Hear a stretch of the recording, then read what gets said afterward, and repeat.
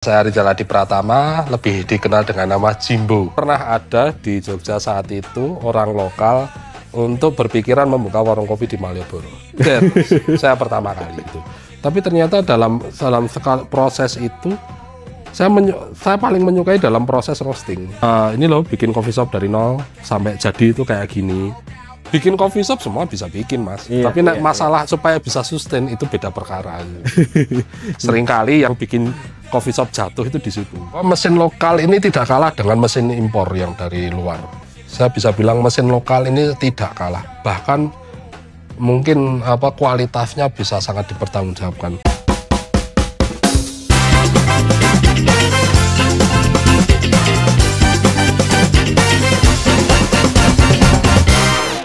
Saat ini sudah jadi gaya hidup yang nggak cuma dinikmatin orang yang dewasa doang. Sekarang Gen Z udah jadi penikmat kopi, bahkan sempat diangkat jadi film filosofi kopi. Kali ini saya kedatangan tamu, ya salah satu penikmat kopi, pebisnis kopi juga, ya. Dan pokoknya kita akan bahas banyak tentang kopi, yaitu Mas Arizal Adi Pratama. Atau Mas Jimbo ya, saya panggilnya ya. Jimbo aja. Welcome Mas Jimbo ya. Terima kasih, Mas. Oke, jadi Mas Jimbo, ini kan kita ngobrol-ngobrol santai aja.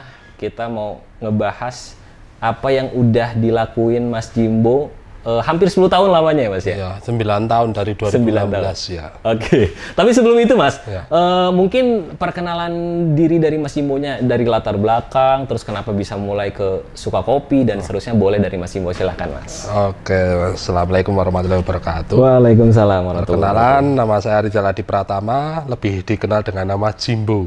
Oke. Dan saya dulu awalnya malah bukan wira swasta. Saya dulu setelah lulus kuliah, saya bekerja di industri migas selama sekitar 6 tahun. 6 tahun. 6 tahun, terus saya masuk ketika harga minyak mulai meninggi, terus saya kena layoff tahun 2016 karena harga minyak jatuh. Setelah itu harga minyak jatuh, saya dapat pesangon, waktu itu bingung. Saya mau apa gitu loh. Karena saya di pekerja migas kan dia di lapangan udah terlalu spesifik. Jadi pekerjaan saya sudah sangat spesifik sehingga agak sulit ketika nanti untuk memulai dari awal lagi. Jadi terus saya sendiri juga karena di lapangan itu saya juga sering ngopi ya. Karena di lapangan itu saya bangun tidur, masuk ruang kerja itu harus segera on. Apapun yang terjadi, saya harus bisa segera bersikap mengambil keputusan, dan itu selalu diawali dengan 2 shot espresso. Nah, jadi sebelum masuk ruang kerja saya minum 2 shot espresso. Jadi dari situlah saya terus berpikir kenapa enggak saya menekuni kopi aja gitu. Jadi setelah layoff itu ya kok dilalah pas anak saya pertama lahir. Aduh, waktu itu sangat nano perasaannya. Jadi saya mengambil keputusan, udah saya cobalah bisnis kopi kayak gitu. Oke. Berarti bahkan kalau dilihat dari latar belakang kan fisika ya Mas ya. Nah, ini fisika terus nanti dikaitin sama kopi, ya katanya kan ada korelasinya nih. Nah, nanti mungkin ya jawabannya. Nah, mungkin kalau dilihat dari bisnis yang banyak pada saat itu opsinya gitu ya. Nggak cuman sekedar kopi, ngelihatnya itu kopi itu apa sih yang spesial gitu. Selain dari suka ya maksudnya ya. Ngelihat kan mungkin pada saat itu ngelihatnya jangka panjang juga gitu. Apa gitu yang bisa ini nih, harus ini nih gitu. Jadi waktu itu juga industri kopi mulai booming ya. Saya mulai 2014 saya mulai memperhatikan. Terus saya kan soalnya awalnya di Jakarta terus pulang ke Jogja. Saya lihat Jogja ini mulai tumbuh nih kopi. Awalnya kan di Jogja paling adanya sih ya brand-brand besar yang di mall gitu ya. Tapi sudah mulai muncul warung kopi kecil gitu. Sepertinya menarik nih kayak gitu kan. Terus saya coba deh untuk membuka di tempat yang orang-orang mungkin nggak kepikiran. Saya buka pertama di Malioboro. Wah, itu bukannya jadi tempat yang emang peaknya orang-orang Jogja pada situ? Iya, memang saya buka warung kopi pertama kali langsung di Malioboro. Jadi belum pernah ada di Jogja saat itu orang lokal untuk berpikiran membuka warung kopi di Malioboro. Saya pertama kali. Dan itu saya mulai dikenal sama penggiat kopi Jogja gara-gara ya itu bikin berita itu. Ada warung kopi apa di Malioboro. Nah, itu saya. Yes. Walaupun ya akhirnya nggak sampai 1 tahun tumbang ya bekerja apa istilahnya dari karyawan terus berpikir dengan modal saya bisa wira swasta, ternyata kan enggak gitu loh. Iya. Itu pengalaman yang cukup pahit, tapi ya apapun proses yang begitu ya terjadilah. Gitu. Nah, ini kan kalau dilihat Mas Jimo udah pakai baju Espresso Hood ya. Ini emang coffee shopnya Mas Jimo ya? Ya awalnya coffee shop ya. Coffee shop. Ya. Nah, berarti kalau ngelihat dari historicalnya, mulainya itu kan dari coffee shop dulu, baru ke lebih mengerucut lagi ke roastery-nya. Iya. Nah, itu prosesnya itu seperti apa? Apakah emang dari awal lebih ngeliat ke bisnisnya dulu, terus ini seru juga nih, terus ke roastery atau gimana? Jadi waktu itu sebelum buka coffee shop kan saya belajar kopi dulu ya. Saya belajar sama ada teman SMA nih yang mengelola semacam belajar kopi secara umum kayak gitu. Terus ketika saya memulai, ayo kita belajar kopi, terus dalam prosesnya itu kan belajar semuanya, baik dari kebun, terus kopinya sendiri, sampai penyeduhan, kayak gitu. Tapi ternyata dalam proses itu, saya paling menyukai dalam proses roasting. Gitu. Proses roasting itu saya merasa ini saya sangat enjoy. Gitu. Saya sangat tentunya selain menyeduh kopi ya, tapi saya merasa roasting ini kok rasanya lebih pas untukku, gitu. Sehingga ketika warung kopi saya ambruk, saya bisa segera yaudah deh. Saya pivot aja ke jadiin roastery aja gitu. Dan waktu itu tentu belum punya mesin ya. Saya pinjem istilahnya. Jadi enaknya di Jogja saat itu tuh ketika kita belajar roasting, kita bisa datang ke sebuah roastery untuk kita belajar langsung kayak gitu. Dan saya masih ingat waktu itu saya prosesnya untuk espresso roastery itu pertama kali saya pinjem mesin di PR Coffee.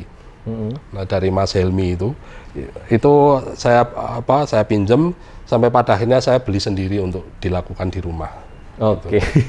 Jadi memang ya prosesnya cukup panjang ya dari awal coffee shop ya kan, terus sempet jatuh pivoting ke roastery. Ya. Nah, sekarang berarti fokusnya di roastery-nya itu. Roastery ya. Roastery juga kadang ada teman tanya pernah ada yang minta bikinin coffee shop juga bisa ya saya bikinin sistemnya kayak gitu. Jadi beberapa kali juga ada teman yang minta bikinin coffee shop ya, saya cuma istilahnya ini loh bikin coffee shop dari nol sampai jadi itu kayak gini.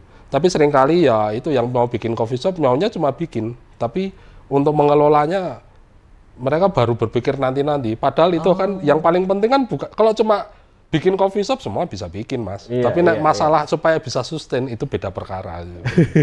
Seringkali yang bikin coffee shop jatuh itu di situ. Oke. Menarik. Nah, terus kalau kita lihat dari nama nih Espresso Hood nih, ini mungkin bisa diceritain kisahnya nih, Mas, Espresso Hood ini? Espresso Hood saya tuh termasuk yang percaya nama itu penting. Ya, setuju kan juga. Nggak kayak misalnya Shakespeare apalah arti sebuah nama. No, saya merasa nama itu cukup penting, sehingga itu akan menentukan fondasi dan itu tadi filosofi saya untuk usaha saya akan seperti apa. Saya memilih Espresso Hood. Kenapa? Karena memang dari kopi saya paling suka itu yang berbasis espresso. Karena saya mengenal kopi itu dari situ. Mungkin beda dengan teman-teman yang lain mengenal kopi dari filter, dari seduh manual. Kalau saya berawalnya dari espresso, dari sebuah kopi cuma formula 30 ml diminum yang sangat kuat, pahit. Saya berawal dari situ, Mas. Dan espresso, oke. Terus untuk apa ini kayak gini? Saya di situ berpikir untuk kalau orang Jawa itu kan wedang, minum itu kan wedang. Wedang itu artinya gawe kadang atau membuat bersaudara. Jadi saya ambil dari itu bahwa dengan kopi kita akan bersaudara gitu loh. Jadi kita dengan minum kopi kita itu bersaudara. Gitu. Jadi itu saya cuma pengennya untuk espresso ini untuk mendapatkan banyak saudara. Oke, ya, ini nih bagus lah filosofinya, bahkan ya berlanjut terus ya Mas sampai saat ini kan untuk relasi segala macam gitu ya. Betul. Oke, terus kemudian Mas untuk dari sisi ya Espresso Hood ini ya, yang ngebedain Espresso Hood ini sama misalkan ya bisnis coffee yang lainnya gitu ya, seperti apa? Karena kan banyak sekali kan udah menjamur banget kan. Nah ini apa kalau dari Mas Jimbo? Yang paling kentara, teman-teman roastery lain itu banyak yang fokusnya ke Arabica. Oke. Kalau saya lebih memilih Robusta dan house blend. Jadi Arabica saya tetap ada. Bukan berarti saya menafikan Arabica, enggak. Tapi saya ambil Robusta dan house blend campuran Arabica dan Robusta. Sampai sekarang produk saya bukan spesifik, tapi lebih fokus untuk kopi house blend sama Robusta. Dan ini dari sisi penjualan yang menjadi best sellernya adalah house blend saya ini. Gitu. Oke. Tapi kalau dari rasa ya, cita rasa kan Arabica tuh dikenal dengan rasa yang kompleks segala macam gitu ya. Ya itu. Kan apa ya? Jadi gini Mas, kalau orang dulu kopi itu yang penting kopi. Ya, itu lebih kayak saya tuh. Ya. Kopi itu yang penting kopi. Terus penting kuat, mantep, terus ada pahitnya. Yeah. Saya tuh generasi yang seperti itu gitu ya, yang mengenal kopi dengan seperti itu. Sehingga saya juga nggak mau ruwet juga untuk bisnis saya ya. Saya mengenalkan kopi yang saya temukan seperti itu. Tapi tentu dengan disesuaikan dengan selera ya. Jadi bukan berarti kopi saya sampai gosong, enggak kayak gitu. Jadi kenapa saya milih Robusta juga alasannya itu juga ada beberapa. Satu, Indonesia ini juga penghasil besar Robusta. Jadi Arabica itu cuma kalau persentase jauh lebih kecil daripada Robusta kayak gitu. Terus rasanya yang ya boleh dibilang itu aja.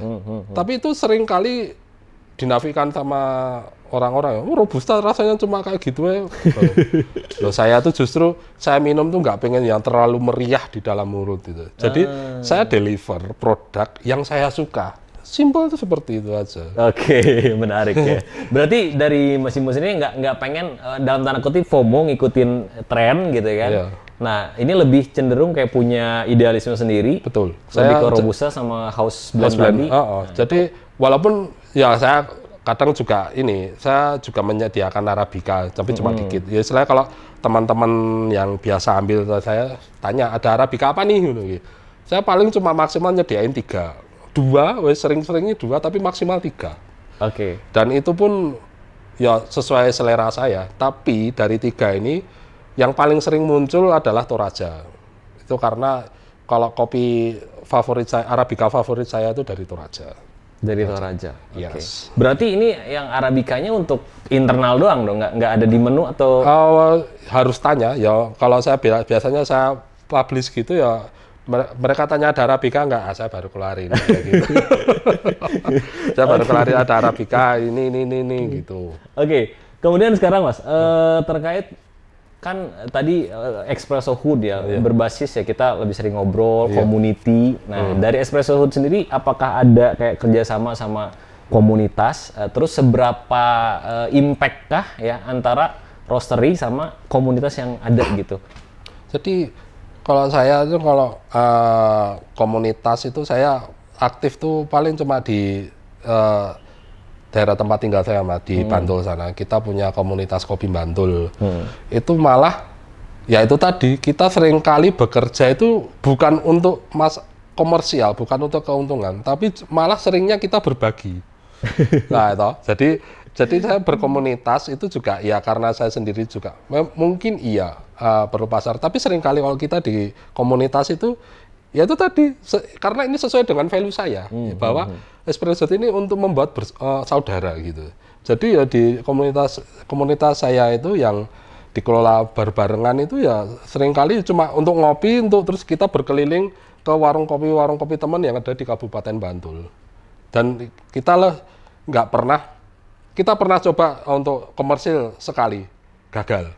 Malah bikin charity untuk kita punya namanya kopi untuk kemanusiaan, komunitas kopi Bantul itu malah kita sudah bikin sampai 5 kali. dan saya selalu support gitu. Jadi karena itu saya mau juga dikenal nih sama, karena itu kan ya itu tadi awalnya tidak menginginkan komersil gitu, karena kita kan ikhlas wes untuk berbagi hasil dari penjualan itu, kita biasanya sumbangkan untuk kemana ada bencana alam di mana kita sumbangkan kayak gitu. Tapi dari situ masyarakat Bantul mulai ngerti kopi saya kayak gitu. Itu satu hal yang saya nggak duga sebelumnya kayak gitu. Wis tak ikhlaske kok, udah tak ikhlasin untuk apa charity, ya malah jadi ada feedbacknya ada gitu feedbacknya ya, gitu ya. Jadi malah untuk kita anggota komunitas itu malah jadi ada feedbacknya, malah terus ya itu membuat satu saudara baru, terus ada calon customer jadi tahu kan yang warung kopi atau roastery teman-teman itu, mereka datang malah menimbulkan impact yang baik gitu. Istilah ada impact komersil yang lebih baik kayak gitu. Oke. Ya, berarti ya berarti benar-benar ya dari hasil roastingan ya dalam tanda kutip spesialnya Mas Jimbo ini ya bisa narik ya, memang nariknya itu dari bahkan yang tidak kita duga-duga sama gitu sekali ya. Ya Mas. Oke, terus kalau dari proses roastingannya nih Mas ya, kita kan mungkin dari sisi metode segala macam suhunya, wah itu kompleks lah ya. Itu dari Mas Jimbo apa yang benar-benar bisa nentuin ini tuh yang paling enak gitu? Oke. Awalnya kalau enak kan selera ya Mas ya. Nah, ada yang sukanya light roast. Ini yang umum sekarang trendingnya adalah light roast ya gini ya. Ada juga geng goreng gelap. Geng goreng, ya itu tadi. Ini kan dua kutub ekstrim ya, yang dark roast ya. Ya, yang light roast ini yang masih cukup muda, yang rasanya asam, fruity, terus ya orang ngomong macam-macam meriah di dalam mulut. Saya pribadi nggak begitu suka. Ya kadang minum, tapi ya sering kali nggak. Ada yang goreng gelap, dalam arti ya kelompok orang-orang tua yang taunya kopi itu hitam, kopi itu gelap, mantap. Nah, ada juga yang kayak gitu.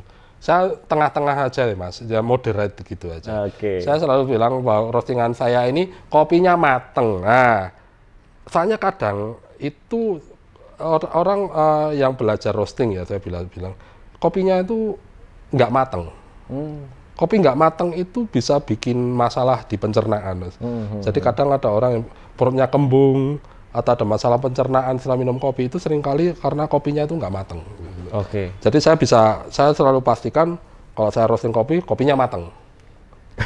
Despite ini light roast atau gelap, saya biasanya bilang di medium, ya pokoknya tengah-tengah kayak gitu. Nah, kemudian kalau tadi lebih, ya pokoknya yang awal mula filternya itu matangnya dulu. Dulu saya. Matangnya dulu. Matang, terus manis. Nah ini, jadi kopi saya itu sudah matang sama manis. Saya kunci di sini.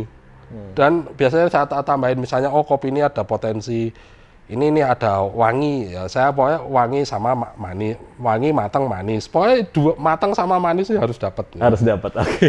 Masalah misalnya wanginya dapat tapi kurang manis. Wanginya nanti dulu. Saya harus dapat manisnya dulu. Gitu. Nah terus kalau tadi lebih milih yang matangnya, kalau nggak matang berarti ada masalah lah tadi ya di pencernaan. Kalau bagi saya pribadi ada masalah. Kalau misalkan ngelihat ke orang yang punya misalkan asam lambung gitu, itu fine aja nggak misalkan? Kalau yang tadi matang itu? Masalah itu ya, misalnya asam lambung kan banyak orang juga, saya nggak ngopi karena asam lambung. Saya jamin Mas, saya kasih kopi bubuk saya, dek, nggak masalah, nggak ada punya masalah asam lambung. Saudara saya itu 10 tahun lebih, sekitar 15 tahun dia nggak minum kopi karena ada masalah asam lambung. Dari kota lain, dan waktu itu ada acara di Jogja, datang ngobrol sama saya, aku tuh pengen ngopi, lama nggak ngopi, tapi takut asam lambung. Saya kasihnya, Mas, minum kopi ini. Nah, kalau asam lambung gimana? Nggak usah dipikir. Kalau asam lambung, telepon aja, tak bayari. Gitu.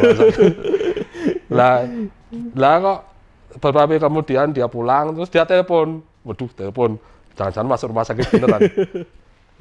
Enak kopimu. Aku rapi dalam arti aku nggak gimana bisa tak nikmatin. Alhamdulillah. Kok bisa? Ya aku bisa bilang karena kopi itu matang gitu loh. Sering kali itu kadang kan kalau kita lihat dari luar kan mengecoh ya. Kelihatannya matang, tapi belum matang sampai dalam. Kita kan roaster ini kan gimana caranya supaya bisa matang sampai dalam kopi. Soalnya bentuknya kan kayak gini, Mas. Jadi muter gini kopi itu. Jadi bukan bulat gini, tapi dia bentuknya kayak melipat gitu biji kopi itu. Jadi harus bisa matang sampai ke dalam kayak gitu. Oh, berarti itu yang menentukan ya? Itu yang menentukan ya, betul. Okay. Jadi itu bagi saya itu penting karena itu juga konsumen kan supaya aman juga untuk mengonsumsi kopi saya. Gitu. Widih, keren Mas. Nah, terus kalau dari Mas Jimbo untuk mempertahankan standarisasi kualitas dari yang produk-produk ya yang disuguhkan itu seperti apa? Karena kan untuk sekarang mungkin orang ada yang asal mix lah atau gimana gitu, yang penting industrial segala macam gitu. Kalau saya berawal dari sumbernya. Saya selalu mengambil dari supplier yang saya percaya.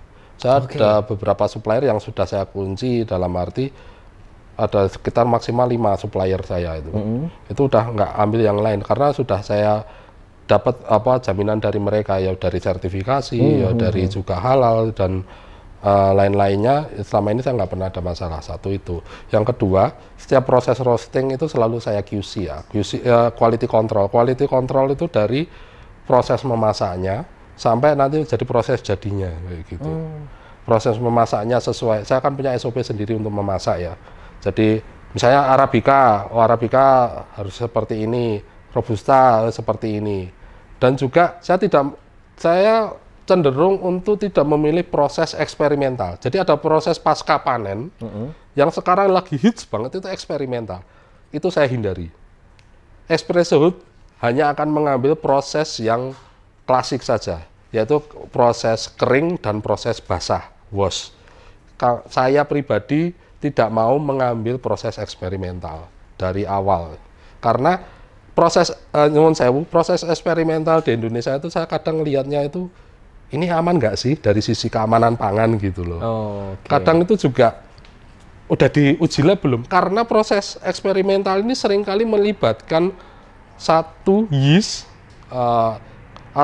dan juga kadang ada masalah menggunakan bakteri kayak gitu. Jadi ini kalau asal pakai, ini kan juga kita nggak tahu gimananya. Impact-nya juga ke lingkungan seperti apa. Jadi saya pribadi saya nggak mau ambil proses yang itu. Saya ambil yang sudah secara klasik, yang sudah umum aja, sehingga ya itu tadi saya batasi seperti itu. Dan itu makanya saya sering kali tanyain, Mas, kamu punya carbonic maceration nggak? Nggak. Kamu punya yang lactic ini enggak. Aku adanya kalau nggak dry process ya wet process, selesai kayak gitu. Tapi orang justru lebih dalam tanda kutip milih yang eksperimental itu karena pengen dapet rasa itu yang unik gitu, beda dari yang lain. Nah itu saya kan juga ngapain kamu dapat rasa unik terus eksperimen tapi harganya mahal. Itu kan ya untuk eksperimenmu boleh lah, untuk experience-mu boleh lah. Tapi kalau saya pribadi saya memilih ya, saya tanggung jawab pribadi sama saya sebagai roaster ya, saya menyajikan kopi yang aman aja gitu loh. Saya nggak gimana-gimana. Teman-teman yang lain mau ambil eksperimental boleh. Tapi saya pribadi karena ya saya nggak mau kenapa-kenapa ke peminum kopi saya gitu aja. Nah terus ngomongin tadi tentang sertifikat halal ya, sertifikasi halal gitu kan. Ternyata ya di kopi pun ya ada lah gitu banyak sertifikasi seterusnya ya. Dan kalau kita mungkin ini di luar konteks ya Mas ya. Kalau ngomongin kopi luwak nih, yang prosesnya itu difermentasi dulu segala macam, nah itu gimana tuh? Kalau kopi luwak itu ya, kopi luwak itu dari MUI udah mengeluarkan halal dengan cara tertentu. Nah, kalau saya ambil gampangnya aja, saya nggak ngeluarin kopi luwak, selesai. Tapi kalau dari misalkan ya cita rasa, keunikan kopi luwak dan kayak dalam tanda kutip prestisnya gitu, itu gimana tuh Mas? Kalau kopi luwak ini kan sejarahnya kan miris sebetulnya ya. Karena kita tahu dalam sejarah kopi Indonesia itu kenapa ada kopi luwak, karena kita pada masa tanam paksa, kita dipaksa nanam kopi, hasilnya semua diambil. Sehingga ya masyarakat waktu itu nggak bisa istilah mengonsumsi kopi gitu. Sehingga sampai di hutan ketemu loh, luwak makan kopi, ya nuwun sewu, mohon maaf ya, ngeluarin tai kopi gitu.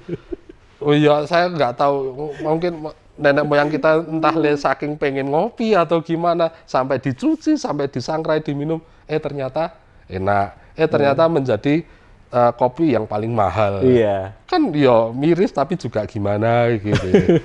Saya sendiri juga pernah nyicipin kopi luwak, tapi bukan di Indonesia waktu itu ya. Saya waktu ke luar negeri di Singapura, secangkir kopi luwak itu enak memang. Oke. Tapi ya sekali itu aja deh. Itu experience saja kopi luwak kayak gini. Oke. Saya sendiri pun saya daripada gimana-gimana saya nggak ngeluarin produk kopi luwak. Oke. Gitu. Berarti tadi lebih fokusnya di wet sama wet dry proses ya? sama Wet dry proses. Nah, Sudah, itu aja. Itu bedanya apa tuh kalau boleh tahu nih teman-teman? Kalau jadi kan kopi itu kan ada proses pasca panen ya. Dari petik dari kebun, itu namanya ada yang paling tua itu dry proses. Yaitu dari begitu petik langsung jemur gitu aja. Itu namanya natural gitu. Ada juga yang dipecah kulit dulu terus langsung jemur, itu jadi honey proses. Itu masuk ke dry proses. Kalau wet proses ini kita ada istilahnya dicuci gitu ya. Terus kita cuci, terus dirambang untuk tahu ini. Kalau kopi yang bagus itu tenggelam, kopi yang jelek dia akan mengapung. Bagian ngapung dibuang, terus dipecah kulit, terus wet itu akhirnya dimasukin ke air lagi. Fungsinya apa? Untuk menghilangkan lendir. Jadi proses fermentasi pasca panen di kopi itu sebetulnya lebih untuk menghilangkan lendir pada kulit kopi. Gitu. Oke. Nanti dengan segala proses sehingga nanti menjadi sebuah green bean, produk green bean yang siap untuk di roasting gitu. Oke. Nah, terus kalau ngelihat dari tadi kan sempat bahas juga ya background ya fisika nih kan Mas Jimbo ya. Nah, terus biasanya kan orang juga kadang nggak inlan lah sama backgroundnya. Nah, ini katanya Mas Jimbo karena dulu pas kuliah di fisika itu ya belajar fisika, ada proses segala macam. Ini terpakai juga ternyata di industri kopi. Nah, itu gimana? Itu blessing in disguise. Saya nggak nyangka juga. Makanya saya bilang, Mas, saya tadi ketika saya belajar kopi awal-awal itu, kenapa saya memilih roasting? That fits me well gitu. Ya karena di roasting itu saya bisa mengaplikasikan kuliah yang pernah saya dapat gitu loh. Itu somehow kayak seneng banget rasanya itu. Ternyata ya nggak cuma sekedar saya belajar terus untuk ujian selesai, gitu nggak. Tapi benar-benar saya aplikasikan di kopi. Yaitu di sesi roasting itu kan bagaimana mengaplikasikan panas. Kalau orang fisika bilang kalor. Itu untuk mematangkan kopi dari mentah jadi mateng. Dan di situ ada fungsi waktu, terus di situ juga ada fungsi temperatur.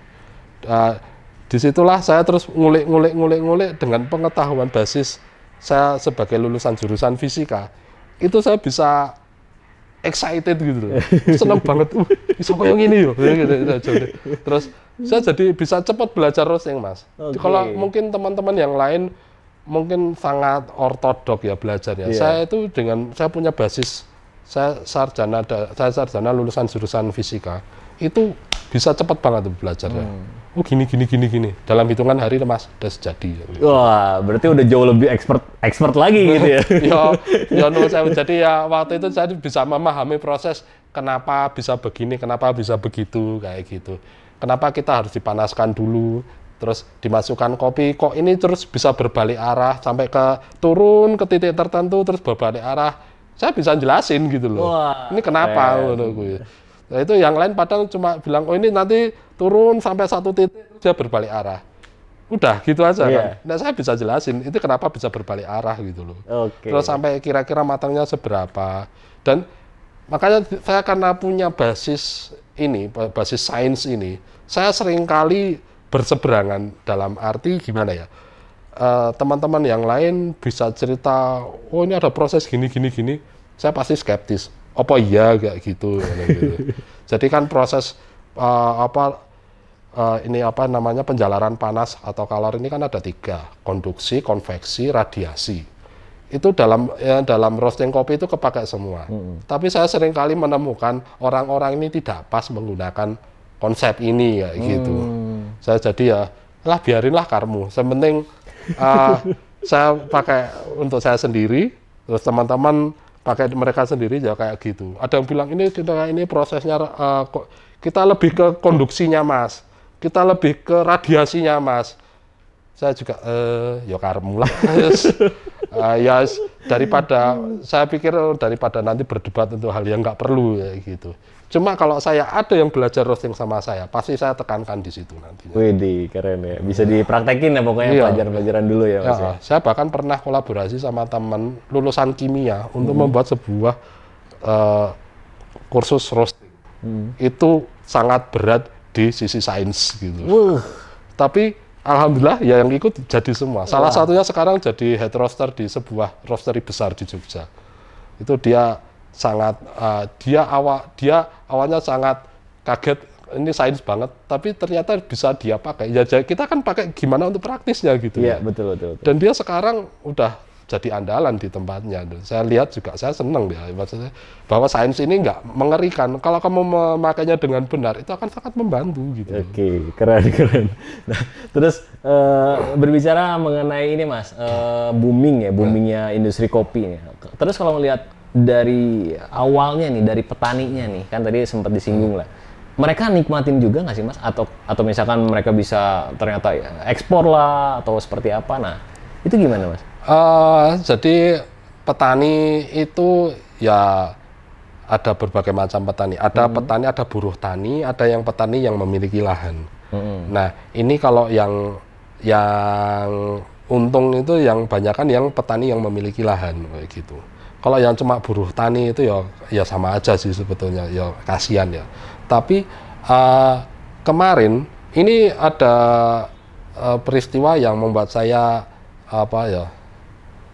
namanya seneng gitu ya. Itu bahwa sampai level buruh tani itu juga bahagia dengan kopi. Karena ketika tahun kemarin dari 2023 sampai 2024 akhir itu kan harga kopi meningkat terus kayak gitu. Dari harga cherry itu dari robusta itu dari berapa ya lupa, dari 3.000 kalau nggak salah naik sampai 20.000, 15-20.000 cherry ya, dalam biji kopi yang masih ada buahnya itu per kilo. Itu buruh petik pun dia bahagia karena harganya mahal. Dan dari situ mereka bisa membayar semua kebutuhannya gitu. Dan untuk yang petani yang memiliki lahan, mereka juga senang. Ya, istilah harga kopi naik, mereka bisa jual dengan harga mahal karena permintaannya juga tinggi sehingga harga mahal pun pada beli kayak gitu. Tapi sayangnya ada juga yang nggak tahan. Model petani kita kan kalau bisa beli semua kayak gitu. Sering, dan terkadang malah yang punya keuntungan besar saat ini adalah yang punya gudang. Istilahnya yang dari petani itu dia borong semua, terus dia simpan di gudang sampai harganya naik tinggi baru dijual. Ada yang kayak gitu. Itu kayak tengkulak gitu. Iya, ya, mau nggak mau Mas, tengkulak di bisnis kopi di Indonesia itu dibutuhkan. Saya bisa bilang gitu. Boleh kan ada banyak yang bilang beli langsung ke petani. Prakteknya nol. Kenyataannya harus kita menghadapi tengkulak-tengkulaknya dulu ya Mas. Betul. Mungkin ada beberapa yang bisa langsung ke petani gitu. Tapi dari pengalaman saya sama teman-teman, nggak jelek kok kalau kita bekerja sama dengan tengkulak juga gitu. Saya juga ada beberapa kopi beli dari tengkulak ada. Untuk kayak robusta tadi saya beli, memang saya kerjasama dengan petani di Temanggung ya. Jadi salah satu petani besar di Temanggung sana, saya kerjasama dari tahun 2018 sampai sekarang. Dan itu memberikan banyak kerjasama kami dari tahun 2018 itu memberikan banyak keuntungan untuk kedua belah pihak gitu. Nah terus tadi kan katanya emang harus tengkulak dulu ternyata di lapangan kenyataannya. Iya, nah terus yang ngelola tengkulak ini dalam tanda kutip ada nggak sih kayak mafia gitu ya di kopi dah? Mana ya? Ya nek orang bilang kan gampangnya nyebut mafia kayak gitu ya. Tapi ya saya bilang ya mungkin ada. Mungkin ada. Jadi ya kenyataannya juga di beberapa tempat itu harga itu saya lihat itu harga bisa dikontrol kayak gitu. Dan di situ ya kalau nggak ada permainan orang-orang itu mungkin juga nggak mungkin kalau harganya bisa dikontrol segitunya kayak gitu ya. Makanya saya bilang mungkin ada. Mungkin, oke. Kita positif tinggi kan. Terus tadi ngomongin tempat ya. Kalau di Jogja sendiri mungkin ya, di Jogja orang itu lebih milih itu ngopi karena kualitasnya atau karena ambience-nya, misalkan tempatnya, terus Instagramable gitu kan. Kalau di sini, kalau yang saya lihat ya Mas ya, di sini tuh kayak trennya tuh yang penting tempatnya tuh keren gitu ya. Urusan kopi mungkin kayak yang kesekian gitu. Nah ini gimana kalau di sana? Saya bisa bilang 80% peminum kopi di Jogja itu ya cari tempat. Cari tempat. Oh, sama dong berarti. Cari tempat, tapi karena Jogja ini adalah kota pelajar, sehingga cari tempatnya dia nggak sekedar Instagramable, tapi bisa untuk mengerjakan tugas. Kalau perlu untuk kerja kelompok rame-rame kayak gitu. Sehingga seringkali warung kopi di Jogja itu memberikan tempat itu yang cukup luas, kasih colokan yang banyak, sama wifi yang kenceng kayak gitu. Sehingga ya kualitas kopi bisa nomor sekian kayak gitu ya. Tapi ada juga ya sebagian kecil ini yang kopi entusias ini benar-benar dia muter dari satu warung kopi berkualitas ke warung kopi yang lain kayak gitu. Tuh ya ada. Tapi kebanyakan karena ya kita di Jogja adalah kota pelajar, itu banyak mahasiswa, banyak pelajar, turis, ya carinya tempat-tempat yang rame gitu aja. Oke. Jadi ya mungkin ya tetap balik lagi ya gimana orang-orangnya ya yang lagi rame, misalnya arah mana, mau ngomong kita harus ngikutin juga nggak sih tren-trennya? Ya tren-trennya juga seperti itu. Cuma kan kalau di Jogja ini cukup juga kan ada banyak daerah wisata ya. Daerah wisata ini juga ya jadi apa ya dilema juga untuk kayak kami gitu ya. Karena tempat wisata ini seringkali ya mereka maunya hal yang murah, semurah-murahnya tapi bisa dijual semahal-mahalnya kayak gitu. Dan seringkali karena kita di Jogja ini banyak kan UMKM Mas. Kita ini maunya jual ya udah cash gitu aja, nggak usah utang, nggak usah tempo gitu. Tapi yang kebanyakan tempat-tempat wisata atau resto itu kebanyakan maunya tempo. Nah, maunya sekian kilo sebulan, tapi kita tempo. Nah, saya sendiri angkat tangan Mas. Jujur aja untuk level UMKM sulit kayak gitu. Jadinya hanya ada beberapa yang memang udah besar, yang mereka berani kasih tempo, ya mereka mau gitu. Tapi untuk kami kebanyakan untuk usaha kopi di Jogja itu levelnya UMKM, sehingga ya itu tadi maunya cash saja udah. Kalaupun biasanya kalau tempo pun karena udah lama bekerja sama, udah lama kenal, dan tempo biasanya nggak lama-lama 3-7 hari. Ya ada juga teman yang sudah menetapkan tanggal sekian tiap akhir bulan harus dibayar kayak gitu. Ya ada juga. Kalau saya pribadi maksimal tempo 3 hari. Itu pun hanya ada satu yang boleh. Karena kita sudah bekerja sama selama 5 tahun. Oke. Berarti emang hanya satu doang gitu ya? Saya kasih cuma satu tempat aja. Oke, berarti kalau terlepas dari, misalkan Mas Bimo kan dari awal suka kopi gitu kan, lifestyle sama passion ya terkait bisnisnya ini, motivasi lainnya gitu ya, bisnis ini ya kan uang itu udah pasti, ya. Terus yang kedua, community tadi kan sempat dibahas juga. Nah terus selanjutnya ada dalam tanda kutip, misi lainnya nggak sih yang pengen disampaikan gitu? Misi lain dari sebuah espresso itu sebetulnya saya itu punya passion besar di mengajar. Mengajar, oke. Saya tuh justru sebelum ke Migas dulu itu pernah daftar jadi dosen Mas. Tapi karena waktu itu rekrutmen dosen itu pengumumannya itu belum ada pengumuman, tapi saya sudah terima kerja di Jakarta, saya lepas. Saya lepas, ternyata saya diberitahu dosen saya, sebetulnya saya diterima untuk jadi dosen. Tapi saya, ya udahlah, ini yang Migas lebih dulu kayak gitu. Tapi itu saya punya passion mengajar, dan ini mendarah daging dari kakek saya. Kakek saya guru, nenek saya guru, bapak saya dosen. Jadi saya itu juga punya passion untuk mengajar, sehingga saya ingin selain itu tadi masalah yaitu tadi komersil uang terus komunitas, saya juga ingin mengedukasi teman-teman minimal sih sekitar saya aja dulu, nggak usah muluk-muluk ke orang lain gitu ya, bahwa ini loh cara ngopi yang benar, terus ini loh bahwa kalau kamu misalnya mau berwirausaha kopi, ayo kayak gitu.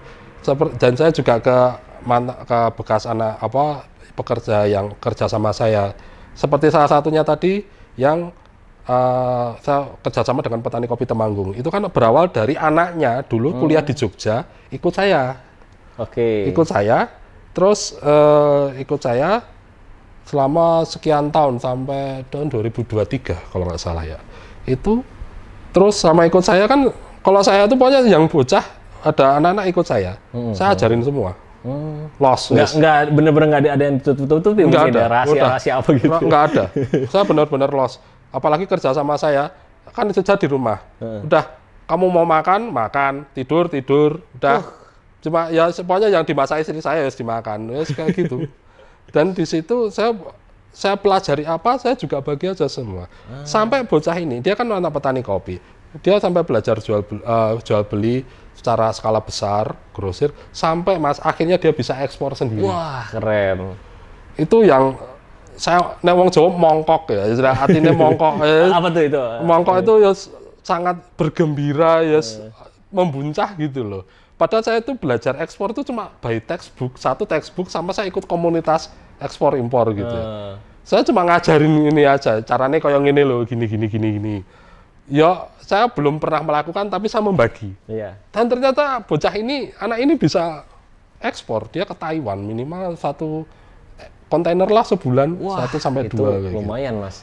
Iya, itu salah satu misi saya berhasil. Ya, itu mengajar.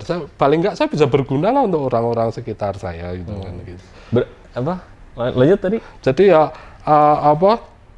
dengan itu saya terus bisa mendapatkan keuntungan, bukan keuntungan secara finansial ya, tapi salah satu privilege untuk anak sekarang bilang adalah saya mendapatkan harga kopi yang sangat spesial. Wah. Ya mungkin di pasaran berapa saya bisa dapat diskon lebih banyak kayak gitu. Dari dia yang berhasil ekspor itu ya, Mas ya. Saya pernah tanya itu, kamu ikhlas kamu jual harga segitu, padahal paling HPP cuma tambah sekian gitu. Aku ikhlas, Mas, aku matur nuwun, aku terima kasih banyak, udah diajarin banyak kayak gitu. Jadi aku bisa balikin ya kayak gini kayak gitu. Ya aku terharu bener. Ya kadang semesta itu bekerja dengan cara yang tak terduga gitu. Jadi saat harga robusta mahal kayak gitu, saya sekarang dapat yang harga yang benar-benar terjangkau gitu. Wah. Oke, berarti kalau gitu Mas, mungkin kedepannya Mas Jimo buka kelas juga mungkin? Udah banyak yang minta saya buka kelas. Udah banyak. Saya cuma, saya sebagai roaster, saya juga. Jadi bisnis saya itu nggak cuma roasting ya Mas ya. Ada saya sebagai roaster, iya. Terus saya kan juga karena kerja di rumah kan anak-anak sekolah, itu kan saya yang antar jemput. Terus nanti ekstrakurikuler apa saya. Terus juga saya itu juga properti tak jabanin jadi sebagai makelar, terus palu gada lah, palu mau gua ada gitu. Sampai network marketing juga saya jabanin, sampai juga trading. Nanti ini kita bahas nanti lah Mas.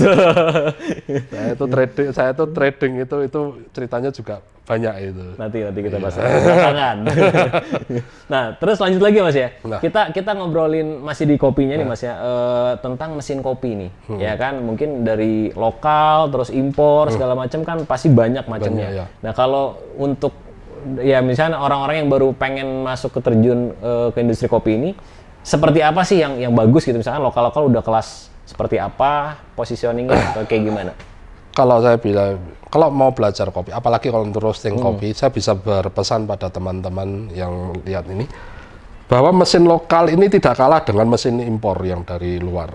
Saya bisa bilang mesin lokal ini tidak kalah, bahkan mungkin kualitasnya bisa sangat dipertanggungjawabkan. Banyak kok produsen mesin roasting di Indonesia ini yang sudah ekspor kemana-mana.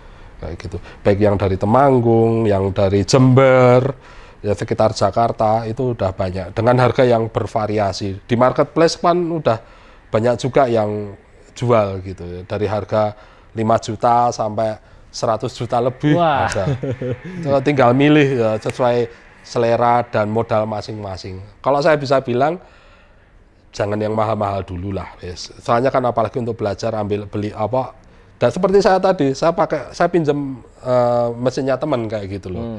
Jadi bisa pinjam dulu sambil belajar, sambil diskusi gitu, bisa kayak gitu. Oke. Terus Mas kalau dari sisi konsumen gitu kan, misalkan ya ada konsumen yang beli dulu nih, misalkan beans-nya beli kan manual gitu kan, terus kasih prosesnya segala macam bikin sendiri lah, eksperimen sendiri. Nah, terus pada akhirnya kan mungkin beda gitu ya.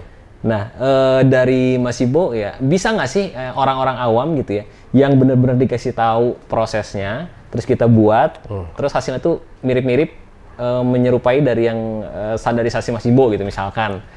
Itu sesimpel itu atau gimana itu prosesnya, Mas? Ya, tidak sesimpel itu sih.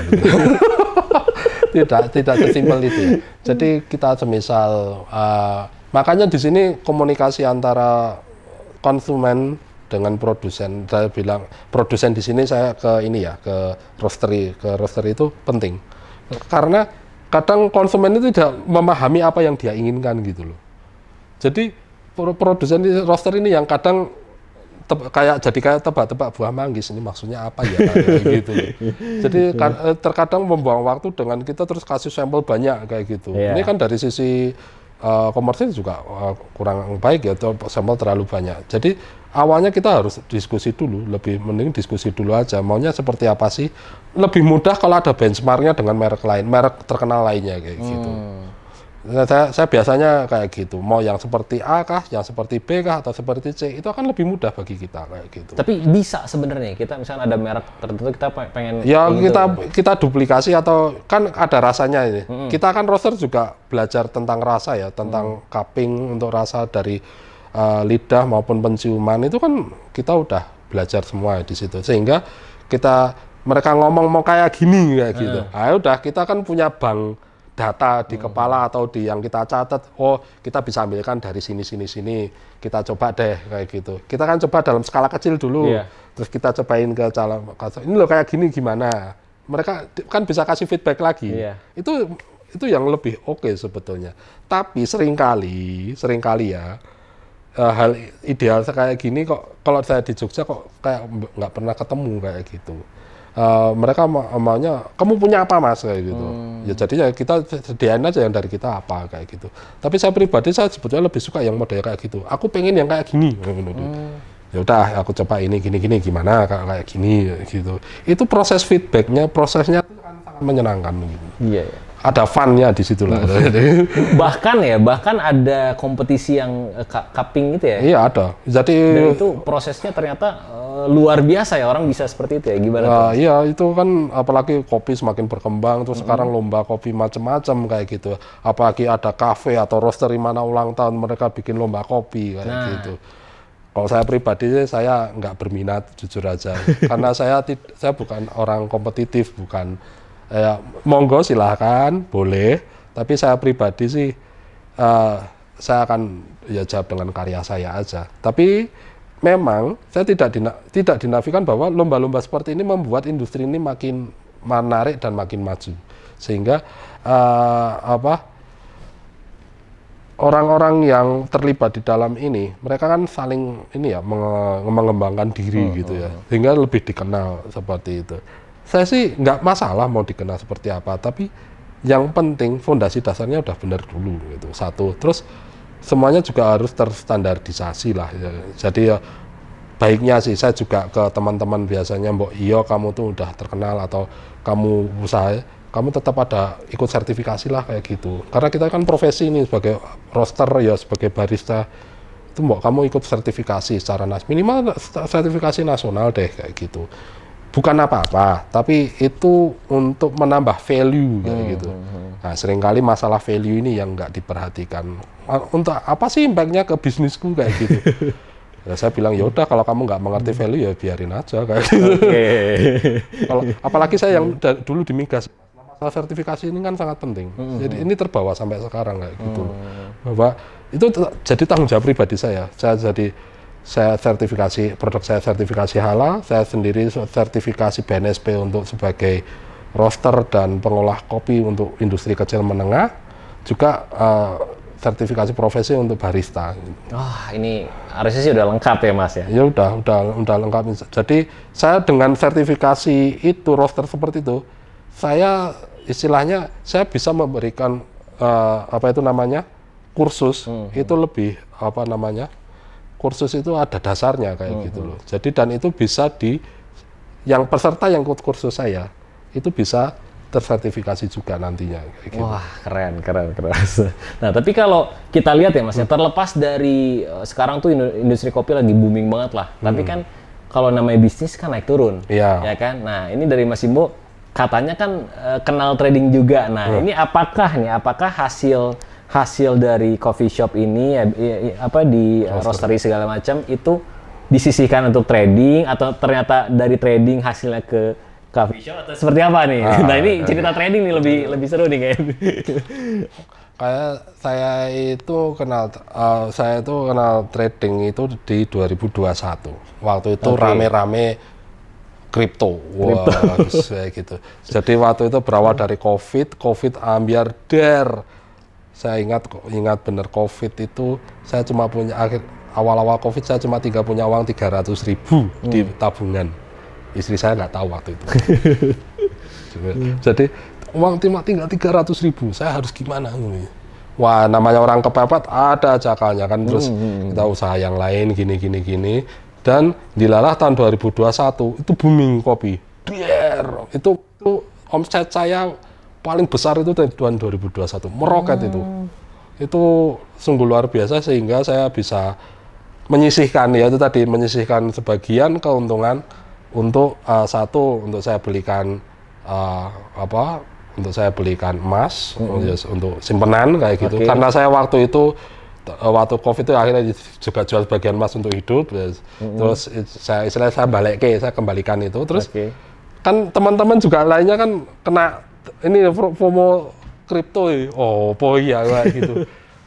Saya lihat kok yang menarik. Lah, saya masih ingat tahun 21 September 2021 saya terjun untuk awalnya kripto dulu. Iya.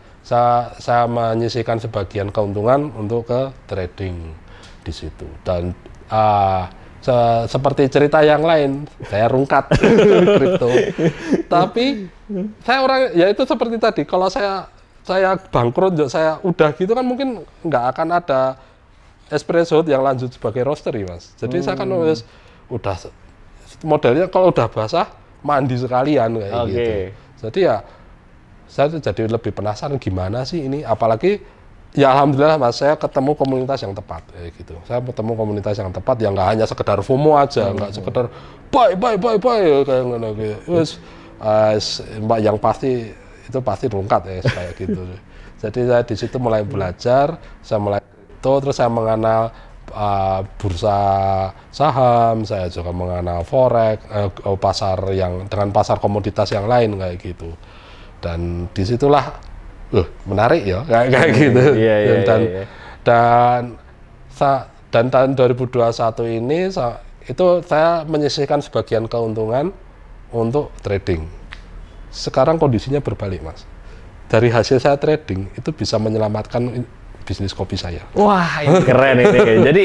Jadi dari hasil trading bisa nyelamatin bisnis ya sekarang gitu. Karena 2021 ini kan meroket nih.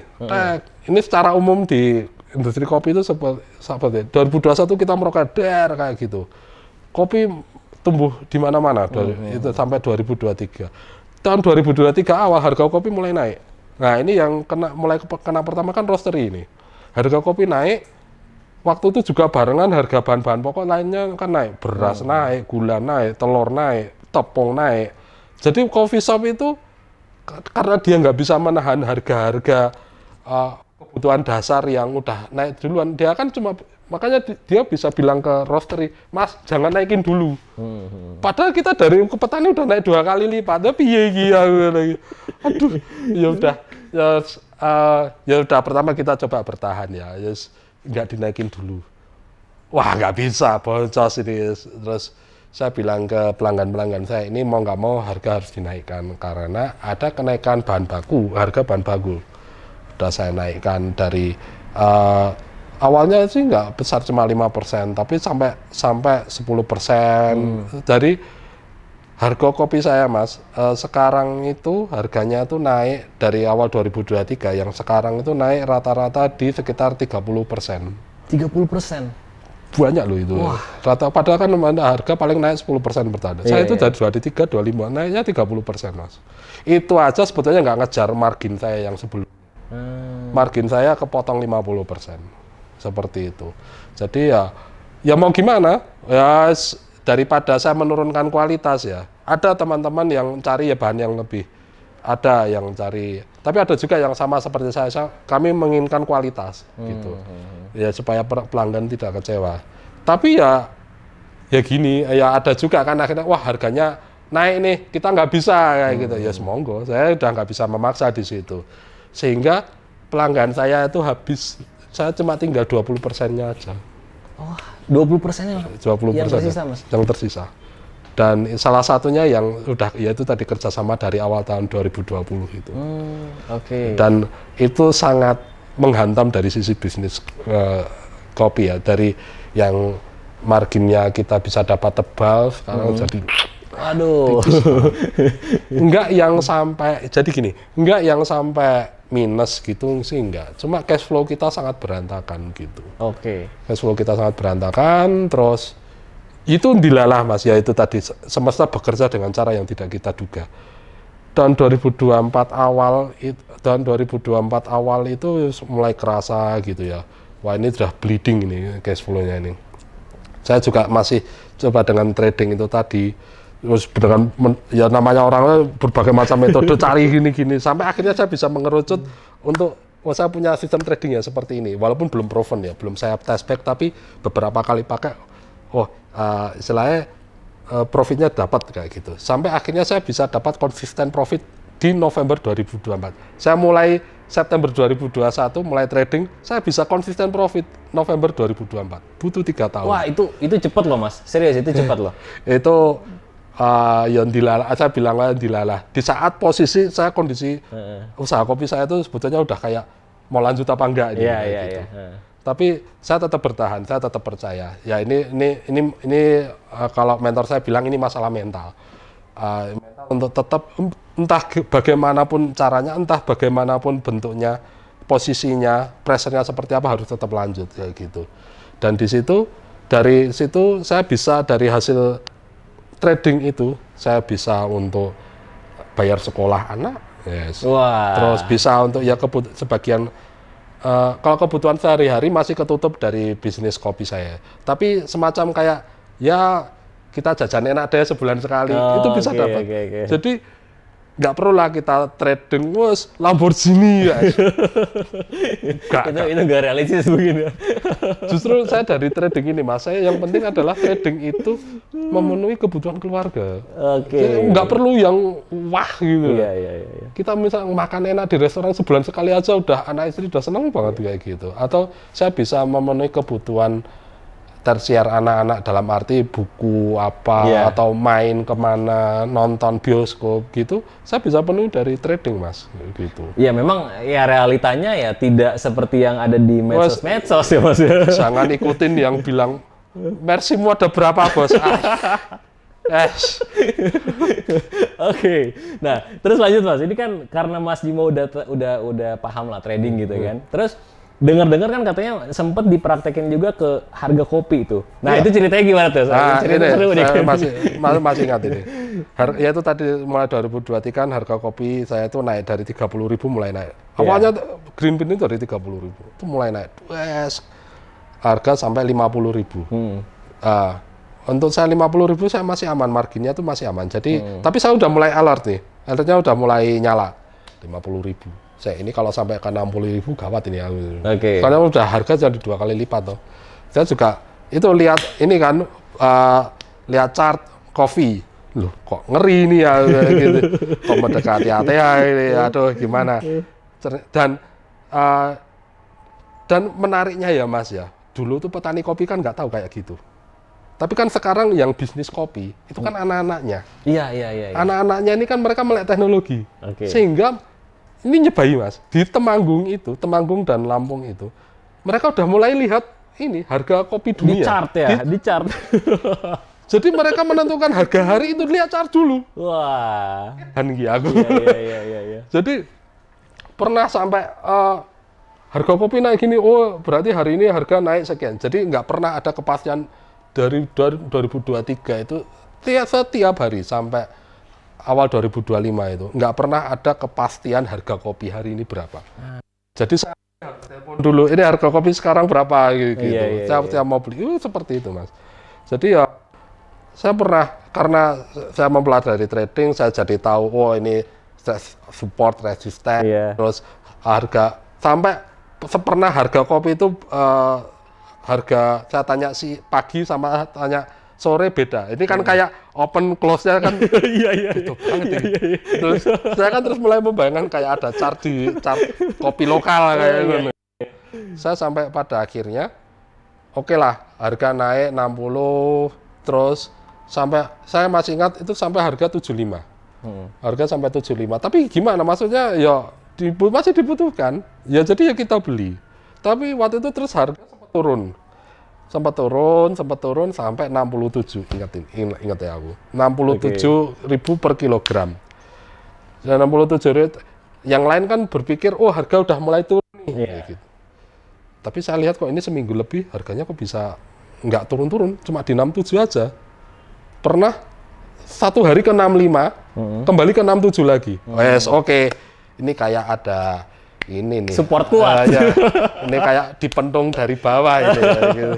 67. Oke, harga 67 saya lihat duit saya di rekening berapa, saya langsung beli kopi sebanyak-banyaknya yang saya bisa. Saya borong. Nah, harga sekitar itu saya borong. Teman-teman, ada beberapa teman yang juga ngapain beli harga segitu kok toh nanti ke 60 lagi. Ora, aku gak yakin. Kemarin 65 naik lagi 67. Udah aku juga bilang, kamu punya duit, segera beli. Kamu punya duit, segera beli. Mau apa? Daripada nyesel. Benar, setelah 67 itu dia langsung naiknya ke 69. Naik 2000 banyak banget. Dari 69 itu Mas, sampai harga 88. Itu kayak tiap hari itu naik 1.500, 1.000. Saya yang beli dari 67 kan ya cuma kayak gini. Tapi di situ saya juga udah mulai berhitung kira-kira naiknya sampai berapa. Saya waktu itu ngitungnya sampai 90. Dilalah harga maksimal ke waktu itu 92. Ya, jadi ya kelebihan 2.000 oke lah gitu. Jadi saya bisa memaintain harga saya kayak gitu ya. Jadi ya aman, saya ambil dari 67 sampai situ. Wah, teman-teman yang nggak ngikutin nyesel kan. Tahu gitu. Ya itu tadi kan kayak kita trading kan banyak teman-teman tahu gitu, kalau tahu gitu naik aku beli di bawah. Ya siapa yang tahu. Gitu. Tapi kan ya karena kita pernah belajar itu loh, kok harga turun terus naik lagi. Ini ditolak di sini. Berarti harus segera beli kan kayak gitu. Nah, terus kalau ditanya nih antara analisa market nih global gitu kan, forex lah atau saham atau apapun itu sama kopi. Nah, ini lebih mana nih? Lebih mudah mana nih? Lebih mudah mana? Kalau saya bilang ya, saya akan lebih mudah untuk menganalisis chart daripada kopi. Karena chart itu kan tergambar, udah jelas tergambar kan historinya, kita bisa tahu tarik belakang. Kopi itu seringkali katanya atau di sana sini itu bisa beda, malah ketidakjelasan uncertainty-nya besar sekali kayak gitu. Sehingga kadang makanya orang kopi itu kalau udah tahu tempatnya, tahu harganya, tahu rasanya, segera beli aja kan gitu. Tapi kalau misalnya kalau kita di masuk market, kita mau masuk market gold, ini kan kita bisa analisis dari sampai tahun sekian kayak gitu. Kita tahu, gini kita bisa analisis, ini mau naik, ini mau turun kira-kira. Ini sudah ada support, resisten, kita gambar.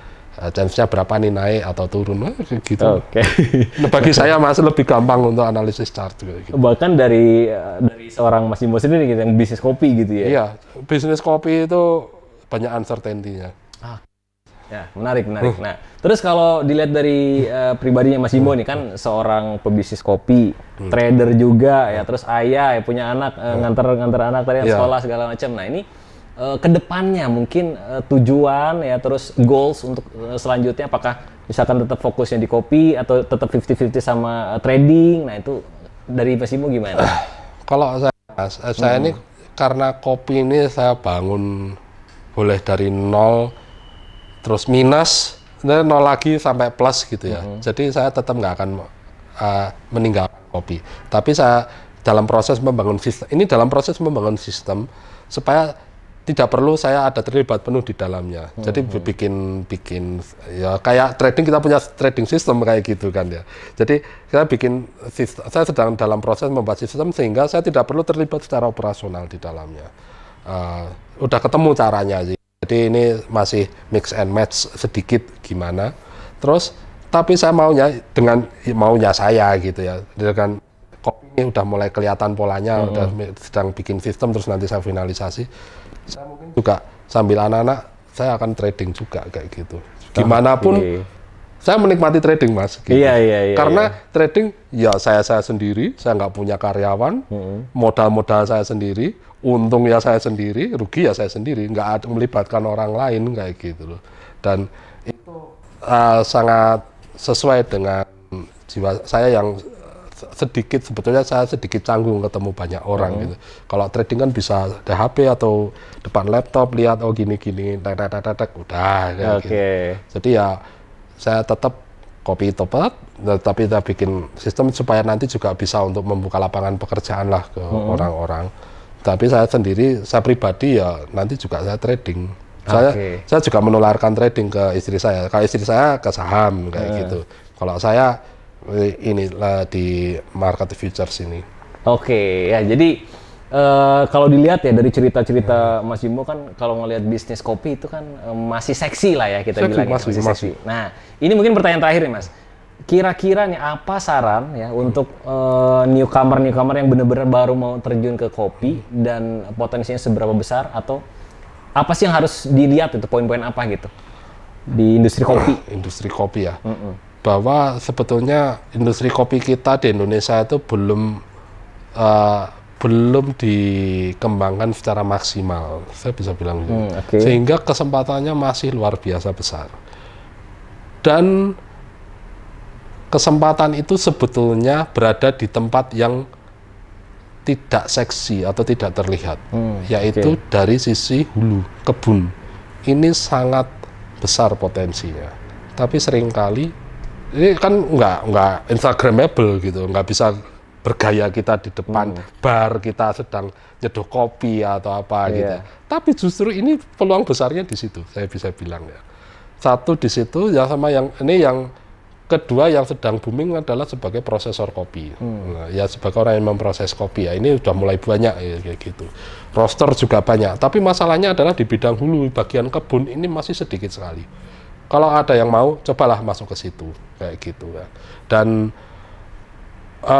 kita masih bisa kok mengintensifikasi lahan kopi supaya hasilnya jadi lebih besar. Kita ini loh lahannya lebih besar dari Vietnam, tapi kok secara produktivitas kalah jauh kayak gitu kan. Itu masih sangat besar itu. Dan mesti yaitu tadi harus persistence, terus ada resilience, dan tetap semangat. Apapun yang terjadi harus tetap maju. Merangkak jauh lebih baik daripada diam. Wah, keren nih. Itu yang sangat saya pegang waktu kena COVID, maksudnya ketika COVID sehingga ada lockdown di mana-mana. Saya lebih baik merangkak, merambat pelan-pelan daripada hanya benar-benar diam. Dan itu ya juga semangat itu yang sampai saat ini saya pegang kayak gitu. Dan percayalah di depan itu pasti ada cahaya gitu ya.